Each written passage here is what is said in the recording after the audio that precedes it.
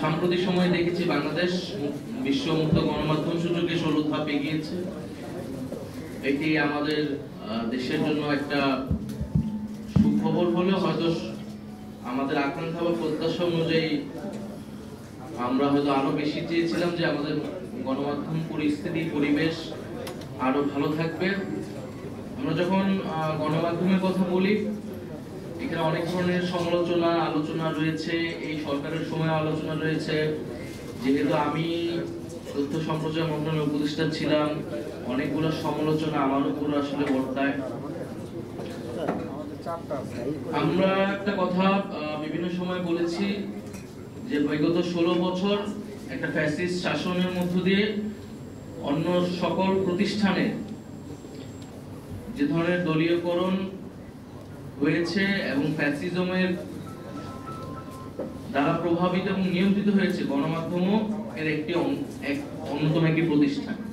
ফলে মিডিয়া এবং ফ্যাসিজমের সম্পর্ক আসলে বিগত সময়গুলো কি ছিল এবং মিডিয়ার ভিতরে যে ফ্যাসিজম প্রবেশ করেছে সেখান থেকে মিডিয়াকে আমরা কিভাবে বের করতে পারবো, সে বিষয়ে আসলে আমাদের স্পষ্ট রূপরেখা প্রয়োজন।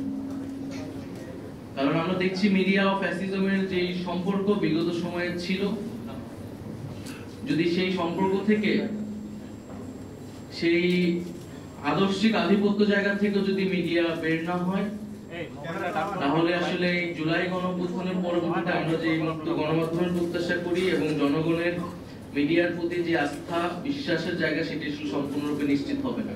দ্বিতীয়ত, আমরা এই অন্তর্বর্তী সরকারের সময়ে বাংলাদেশের গণমাধ্যমগুলোতেও এই মিসইনফরমেশন নানাভাবে ছড়ানো হয়েছে।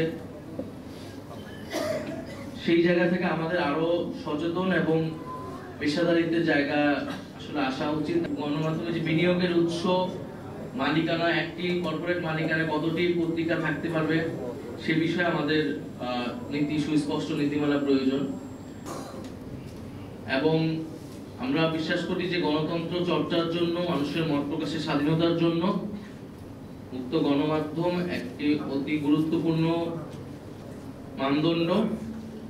ফলে জুলাই গণঅভ্যুত্থানের সেই আকাঙ্ক্ষাকে ধরে আমরা বলতে চাই যে ভবিষ্যৎ বাংলাদেশে আমরা গণমাধ্যমে যে ধরনের দলীয়করণ দেখি, গণমাধ্যমের উপরে সরকারি হস্তক্ষেপ দেখি, গণমাধ্যমের উপর নানা ধরনের সামাজিক চাপ দেখি, সেগুলা থেকে বের হয়ে সত্যিকার অর্থে গণমাধ্যম কাজ করতে পারবে এবং সাংবাদিকরা তাদের নিরাপত্তা এবং পেশাদারিত্ব বজায় রেখে মানুষের পক্ষে সেই কাজগুলো করতে পারবে।